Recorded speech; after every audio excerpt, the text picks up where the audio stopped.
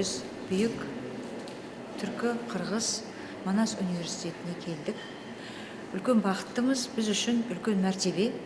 Өйткені Қырғыз Түрік Манас университеті жалпы дүние жүзі бойынша ең бір үлгілі, жоғары дәрежелі университет. Біздің фондымыз, вақфымыз Түркі мәдениеті және мұрасы қоры бүгінде біздің түркі дүниесінің дәулет басшыларының тапсырмасы бойынша жұмыс істейді.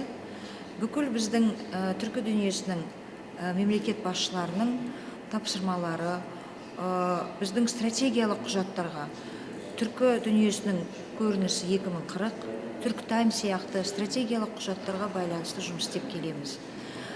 Біздің фондымызда Түркиядан, Әзербайжаннан, Қазақстаннан, Қырғызстаннан біздің дипломаттарымыз жұмыс істейді.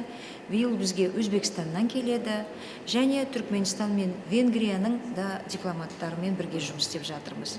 Сондықтан бүкіл түркі дүниесінің мәдениеті арқылы, мұрасы арқылы біздің дініміздің, тарихымыздың, тіліміздің бір екенін көрсетіп, осындай үлкен жұмыс жасап жатырмыз.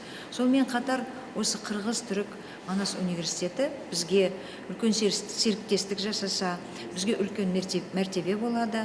Біздің бірінші қадамымыз осы сайын ректор мырзамен бірге бүгін біздің алғашқы 40-тан астам кітабымызды алып келіп жатырмыз, және осы университеттің кітапханасында оқушыларға, мұғалімдерге, профессорларға азық болатындай, рухани азық болатындай кітаптарымызды бірінші қадам болып, ilk қадам болып алып келіп отырмыз.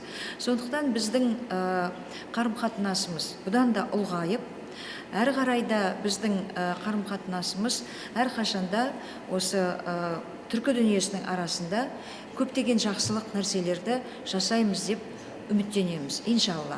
Құдай қаласа, осы Рамазан айында университетке бәріңізге де тілейтінім, шаңырақтарыңыз әрқашанда биік болсын, отбасыларыңызда жақсылық болсын. Осы түркі дүниесінде біздің халықтарымыздың арасында бейбітшілік болсын, ауызбіршілік болсын.